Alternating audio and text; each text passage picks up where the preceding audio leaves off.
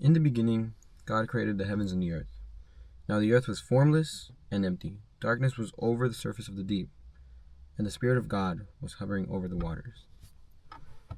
Now, this is the first paraphrase in the Bible. And the reason why I chose it was kind of because it's tied into what this video is about, but also because this is the first video that will be going on this channel. And something that, this video is about is just the ambition to start.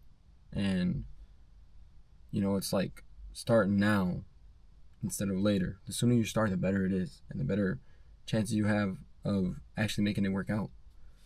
Simply as that.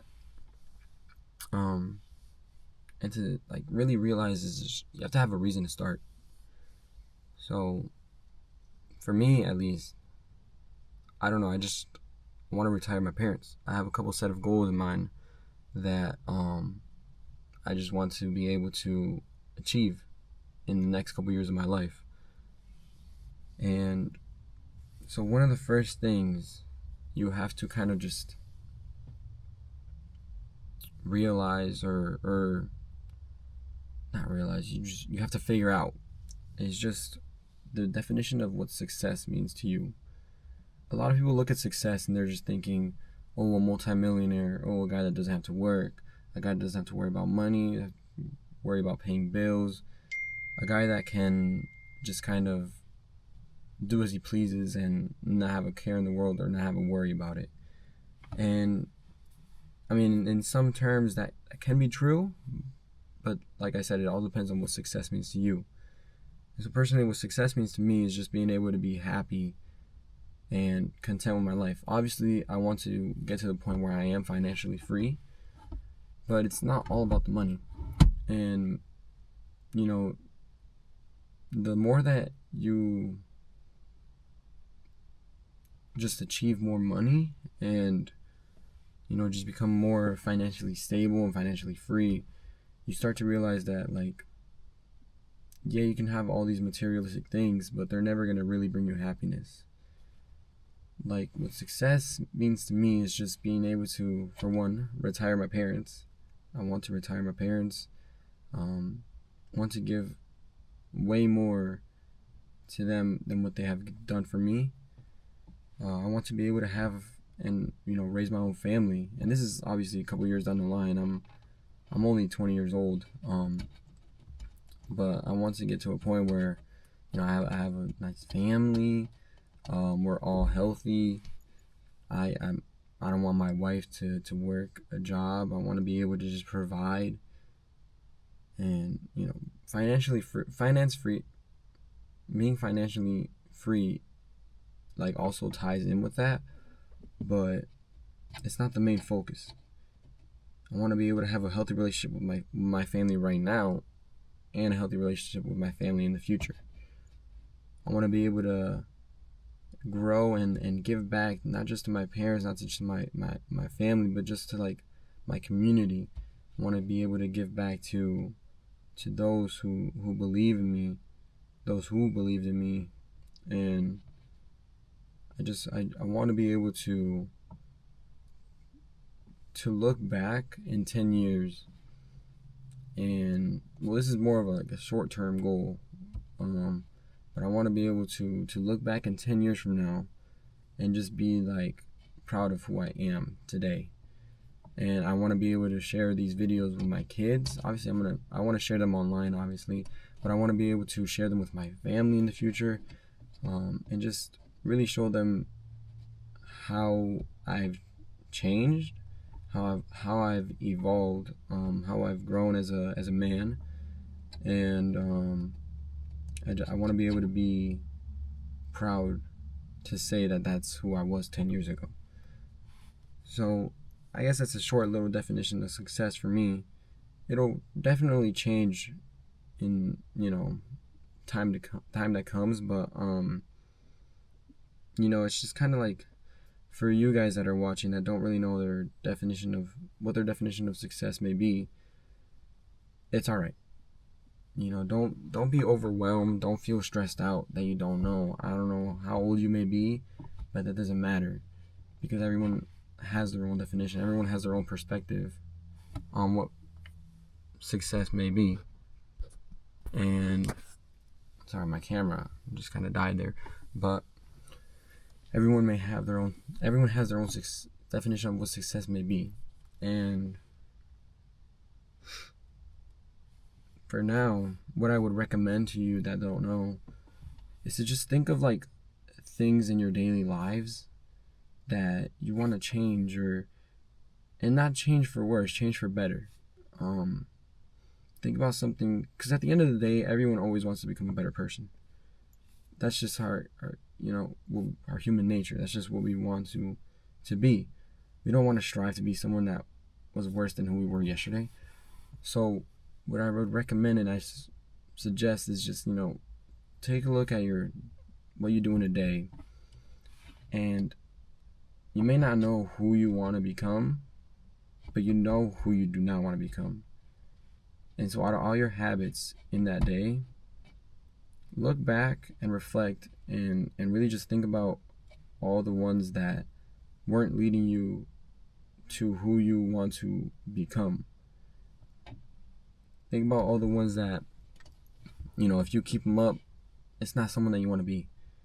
And just start to, I'm not saying like instantly just cut them out in your life, all those habits. It's very difficult to do that, nearly impossible. But start thinking about it and start really just, every single time you feel that temptation to do that habit, or, it's just like laziness, or if it's lust, if it's just doing absolutely nothing, I guess. Just try and fill it in with something else and something productive, such as reading, being active, or praying, something that helps with your spiritual self.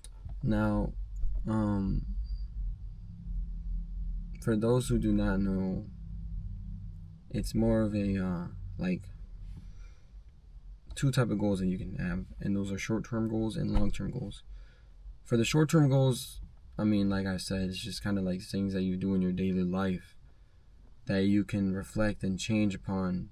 But for those who do, for those long-term goals, it's kind of different. It's a little bit more difficult, but it's like, what do you want to see in the future? And it doesn't have to be like in 10 years from now. It can be in 6 months from now, 3 months from now. There's these little quarter-year marks, and it's just because a lot of things, your whole life can really change in a year.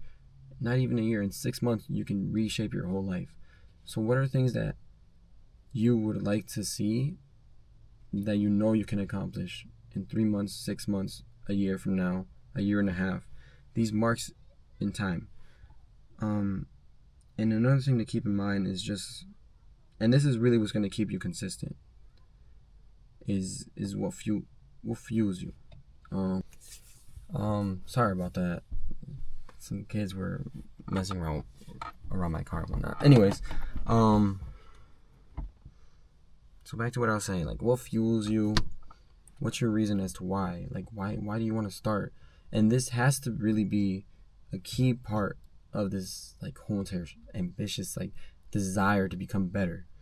Because if it's not strong enough, you're not gonna really take note of it, and you're not really gonna wanna push yourself to your maximum potential, if that makes sense. So really just take some time to reflect, whether it's within this day, this week, this month, to really look back on your life and what fuels you to want to become better. If it's just wanting to be the one in the family that just changes the whole generational curse, if it's not wanting to become, an alcoholic, if just a lustful man, if you just want to become a God-centered man, things like that to really consider, because the fuel needs to be strong so that the flame can be forever. So that's one thing to take into account. It's a pretty big thing as well. But another key point that I guess I'm going through as well, and I'm a little nervous right here recording my first video, but it's really something that is just really important, and that's just not being scared to fail. Now you hear this a lot in your life. Sometimes it may sound corny, sometimes it may just sound fake, but the more that you really fail, two things can happen. You can fail and just stay down, not get back up, and just accept defeat. And that may sound corny, but it's really true. Just accepting defeat, and to be the man that you want to become, to be successful, at least in my eyes, that's not acceptable. So you can either do that, or on the other side, you can look, reflect, learn, and change. So what I mean by that is every single time that you fail, there's always a lesson to be learned within that. And the bigger your fail may seem to you, the bigger the lesson is to be learned. I've had a lot of lessons in my life that I've learned way after my failure. But it doesn't matter if it's then and there or sometime in the future. But as long as you can learn and accept just failure, not accept failure, let me reword that. As long as you can have a passion to be able to learn from your failures and taking it, and change your ways, you're bound to be successful. There's only so many times that God has planned for you to fail, and each time is perfect. It's perfect timing, really. God's plan is just perfect. And the more that you fail, the more that you learn. The more that you learn, the more you gain experience and knowledge and wisdom on that certain thing. So if you fail 100 times, you're one chance closer to succeeding in that aspect. And so these are just like things that I've really started taking accountability, and this whole entire mindset shift on who I used to be and who I want to become, and how I want to change and how I can become that. So remember to be okay with failing. Remember to put the Lord above all and give all glory to God. Remember to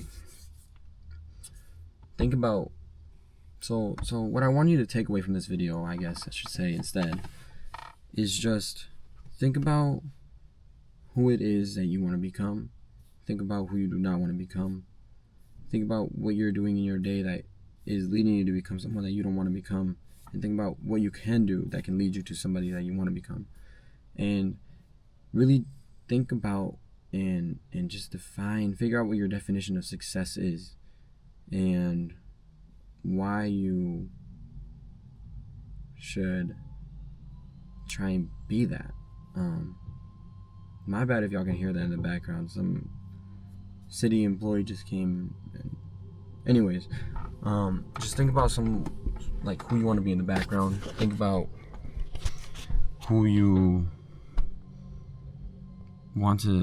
your future self would want you to look back on and be proud of being. It's just really as simple as that. I hope you guys have learned from this video, and I'll see you on the next one.